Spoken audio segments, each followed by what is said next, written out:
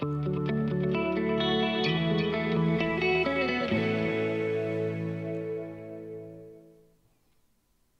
16일 화요일 모닥불교회 온라인 아침 묵상에 오신 여러분 환영합니다. 오늘부터 우리는 사도행전 7장 말씀을 묵상하겠는데요. 사도행전 7장 말씀은 스데반 집사의 설교가 담긴 내용입니다. 오늘 그 첫 부분인 1절부터 16절 말씀을 제가 읽도록 하겠습니다. 대제사장이 이르되 이것이 사실이냐? 스데반이 이르되 여러분 형제들이여 들으소서. 우리 조상 아브라함이 하란에 있기 전 메소포타미아에 있을 때에 영광의 하나님이 그에게 보여 이르시되 내 고향과 친척을 떠나 내가 내게 보일 땅으로 가라 하시니 아브라함과 갈대아 사람의 땅을 떠나 하란에 거하다가 그의 아버지가 죽음에 하나님이 그를 거기서 너희 지금 사는 이 땅으로 옮기셨느니라. 그러나 여기서 발붙일 만한 땅도 유업도 주지 아니하시고 다만 이 땅을 아직도 자식 없는 그와 그의 후손에게 소유로 주신다고 약속하셨으며 하나님이 또 이같이 말씀하시되 그 후손이 다른 땅에서 나그나가 되리니 그 땅 사람들이 종으로 삼아 400년 동안을 괴롭게 하리라 하시고 또 이르시되 종 삼는 나라를 내가 심판하리니 그 후에 그들이 나와서 이곳에서 나를 섬기리라 하시고 할례의 언약을 아브라함에게 주셨더니 그가 이삭을 낳아 여드레 만에 할례를 당하고 이삭이 야곱을 야곱이 우리 12조상을 낳았느니라. 여러 조상이 요셉을 시기하여 애굽에 팔았더니 하나님이 그와 함께 계셔 그 모든 환난에서 건져내사 애굽 왕 바로 앞에서 은총과 지혜를 주심에 바로가 그를 애굽과 자기의 온 집의 통치자로 세웠느니라. 그때 애굽과 가나안 온 땅에 흉년이 들어 큰 환난이 있을 때 우리 조상들이 양식이 없는지라 야곱이 애굽에 곡식이 있다는 말을 듣고 먼저 우리 조상들을 보내고 또 재차 보내매 요셉이 자기 형제들에게 알려지게 되고 또 요셉의 친족이 바로에게 드러나게 되리라. 요셉이 사람을 보내어 그의 아버지와 야곱과 온 친족 75사람을 청하였더니 야곱이 애굽으로 내려가 자기와 우리 조상들이 거기서 죽고 세겜으로 옮겨져 아브라함이 세겜 하몰의 자손에게서 은으로 값주고 산 무덤에 장사되니라. 하나님의 말씀입니다.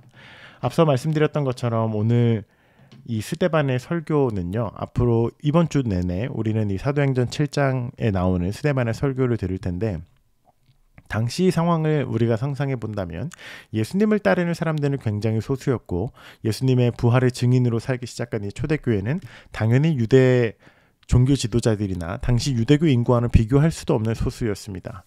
때문에 그들은 계속해서 의문을 제기했습니다. 당시의 성경이라고 하는 경전은 우리가 지금 보고 있는 구약 성서, 그 중에서도 토라, 창세기, 출애굽기, 레위기, 민수기, 신명기, 모세 오경이었거든요. 때문에 계속해서 유대인 종교 지도자들은 우리가 믿는 여호와 하나님과 너희가 고백하고 메시아라고 믿는 그 예수와 무슨 상관관계가 있느냐고 계속해서 지금 고발하고 그 관계를 묻고 공격하고 있는 겁니다. 우리는 한 분 하나님 여호와를 섬기는 이스라엘 백성인데 너희는 어떻게 이 예수라는 사람이 하나님의 아들이고 심지어 하나님이고 그가 우리를 구원할 메시아라고 너희가 지금 이야기하느냐라고 그 연결고리를 계속해서 묻고 그것을 찾지 못한 이들은 심지어 그 유대인과 종교 지도자를 예수님을 죽인 사람들이죠. 그들은 계속해서 스데반을 공격하면서 예수의 제자들을 공격하면서 너희가 고백하는 예수는 우리가 믿는 하나님과는 전혀 상관이 없다라고 그렇게 이야기하고 있습니다. 때문에 이 스데반의 7장 설교는요, 구약 성경 창세기부터 시작하여서 이스라엘의 전반적인 역사를 쭉 이끌어가는 엄청난 서사의 스토리텔링을 지금 스데반 집사가 하고 있습니다. 가장 처음 하나님이 아브라함이라는 사람을 부를 때부터 시작하여서 예수님에 이르기까지의 그 구약의 긴 역사를 아주 짧은 호흡에 요약을 하여서 7장에 사도행전 7장에 그가 설교하고 있습니다. 때문에 오늘부터 우리가 이 스데반 집사의 설교를 묵상할 때 이 구약 성서에서 지금 스데반이 설교하는 이 부분들을 우리가 함께 다시 보고 그 부분들을 우리가 묵상하고 나누려고 합니다. 오늘 첫 등장하는 인물은요, 아브라함입니다. 그리고 나서 그의 아들 이삭과 야곱과 요셉에 이르기까지 하나님께서 아브라함이라는 첫 사람을 불러서 결국 이집트에서 12민족, 12지파를 형성하는 그분의 엄청난 긴 서사의 역사를 지금 빠르게 요약하고 있습니다. 아브라함의 삶을 우리가 조금 더 들여본다면요, 아브라함은 이방 땅에 살던 사람이었고 우상 숭배를 하던 지역에 살던 사람이었는데 하나님께서 그를 불러서 내가 너희에게 명령한 곳으로 가라라고 본토 친척 아비 집을 떠나라고 아브라함에게 말씀하셨습니다. 아브라함이 그 말을 믿음으로 하나님을 따르고 아버지 집을 떠나 가나안, 지금 너희가 살고 있는 이 땅, 이 유대 지역, 이스라엘 지역으로 아브라함이 혼자 그 여정을 시작하는데, 그것이 현재 유대인들과 이스라엘 백성, 온 민족을 이루는 시작이 되는 걸음이었습니다. 하나님을 따르고 믿었던 그 첫 걸음이 말이죠. 그래서 오늘 이 스데반 집사의 설교를 오늘 우리의 삶에 어떻게 적용하고 우리가 묵상할 수 있을까를 본다면, 우리 역시도 이 구약 성경의 긴 서사를 함께 우리가 훑으면서 또 하나님께서 우리의 삶에 오늘 아브라함과 같은 요구를 하실 때도 있고요. 이삭과 같은, 야곱과 같은, 요셉과 같은 그러한 삶을 살도록 우리를 격려하시는 하나님이시기도 합니다. 때문에 우리가 오늘 이 아브라함을 볼 때에 믿음입니다. 믿음. 우리가 오늘 함께 묵상할 첫 키워드는 믿음인데요. 아브라함은 하나님께서 모든 것을 보장해주고 어떠한 계약서의 서류를 한 상태로 하나님을 따른 것이 아닙니다. 아무것도 보이지 않고 보장되지 않았을 때 그저 너가 지금 편하게 있는 컴포트 존을 떠나라 라고 이야기하였고, 아브라함이 그 컴포트 존을 떠날 수 있었던 유일한 이유는 하나님을 향한 믿음이었습니다. 하나님이 그 컴포트 존을 떠나라고 나에게 말씀하셨고, 내가 움직이니 하나님께서 나의 인생을, 그리고 그 길 하나님의 서사를 시작하실 거야 라는 그 믿음의 걸음으로 그 시작을 뗀 것이죠. 그래서 하나님께서는 아브라함을 믿음의 조상이라고도 그렇게 이름하시기도 하셨습니다. 아브라함의 떠남이 때로는 여러분 우리의 삶에도 요구되고 우리의 삶의 믿음의 걸음을 떼라고 이야기하게 될 때도 있습니다. 하나님께서는요, 우리의 삶에 마치 분명한 계약서처럼 우리의 1년 뒤, 2년 뒤, 3년 뒤, 10년 뒤를 개런티로 보여주시고 나서 너가 나를 믿으면 이런 일이 일어날 거야. 너가 나를 믿으면 너희 자녀들은 이렇게 잘 될 거고, 너가 나를 믿으면 너는 앞으로 이런 커리어를 쌓을 수 있을 거고, 너가 나를 믿으면 이런 식의 축복을 우리에게 약속하고 우리에게 떠나라고 그렇게 이야기하지 않습니다. 이런 계약 관계는 하나님이 이스라엘 백성의 시작이었던 첫 아브라함을 부를 때부터 이런 계약 관계는 없었어요. 하나님과 사람과의 언약 관계는 신실하시고 온전하신 하나님에 대한 믿음으로 출발하였고 거의 그게 전부였습니다.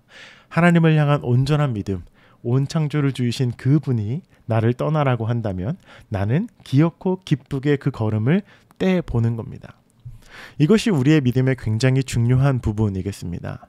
우리가 앞이 모든 것이 다 밝게 보여서 우리의 걸음을 움직이는 것이 아니라, 하나님께서 때로는 한 발자국 떼는 것도 그 앞이 보이지 않지만 우리에게 가라, 움직여라 라고 말씀하시는 순간들이 우리의 삶에 오기도 합니다. 그때 우리가 걸음을 뗄 수 있는 건 당장 내 앞에 스텝이 보여서 안전하게 걸음을 옮기는 것이 아니라, 그렇지 않을 때라도 정말로 그 걸음을 움직이시길 원하시는 분이 하나님이시라면 그분을 향한 신뢰로 우리가 걸음을 떼 나가는 것입니다. 때문에 이 아브라함의 믿음의 이야기를 오늘 우리의 일상과 삶에 적용해 본다면, 우리는 첫 번째로 하나님께 이렇게 기도하고 물을 수 있겠습니다. 하나님, 오늘 제가 하나님께서 원하시고 요구하시는 믿음은 무엇입니까? 하나님, 오늘 제가 머물고 있는 컴포트 존은 어디입니까? 하나님께서 내가 믿음을 사용하여서 한 걸음 옮기길 원하는 부분은 어디입니까?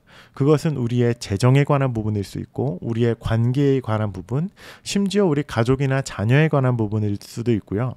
우리 자기 자신과의 관계일 수도 있습니다. 이 복잡한 우리의 인생사 가운데 하나님께서 분명히 우리에게 보이지 않지만 믿음을 요구하는 부분이 계십니다. 그 믿음을 요구하는 부분을 우리가 하나님 앞에 묻고 하나님 앞에 기도하며, 하나님, 제가 다음 스텝을 어디로 뗄까요? 라고 질문하고 그분께 우리의 걸음을 맡겨드리는 것입니다.